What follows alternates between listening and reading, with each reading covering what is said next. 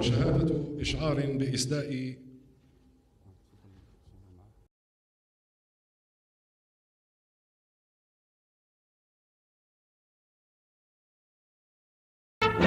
Aux côtés des autorités civiles et militaires, plusieurs membres du Conseil de la Révolution et du gouvernement attendaient le président Boumedienne à l'aéroport de Tiaret et allaient l'accompagner dans cette troisième tournée officielle entreprise depuis le début de l'année à l'intérieur du pays.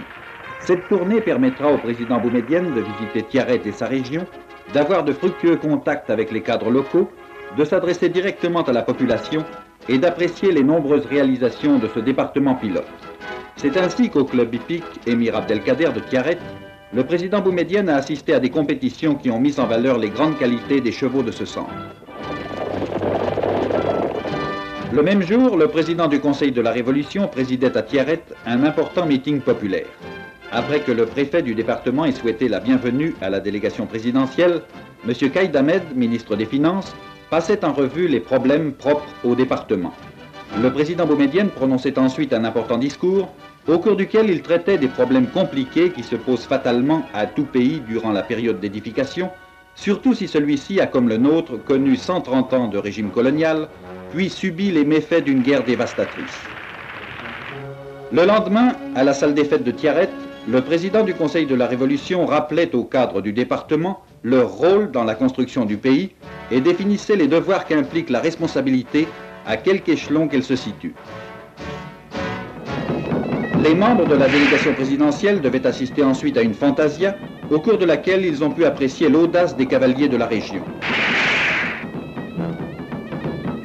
L'après-midi de cette seconde journée du président Boumedienne était consacrée à la visite de plusieurs entreprises agricoles, et particulièrement d'une ferme dont la gestion est assurée par l'ANP. Cette ferme, qui dépend de la Direction nationale des coopératives de l'ANP, couvre une superficie de 5300 hectares et emploie 50 ouvriers civils.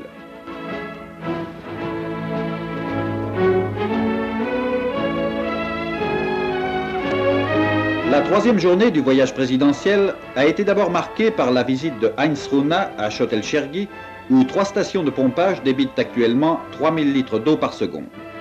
D'autres stations entreront en fonction prochainement. Le stockage de l'eau qui se perdait autrefois dans le Chotel-Chergui permet l'irrigation de 7000 hectares de terre. Le second et important meeting de cette tournée s'est tenu à Aflou. Il a permis au président Boumedienne de réaffirmer les principes fondamentaux de notre politique d'édification socialiste.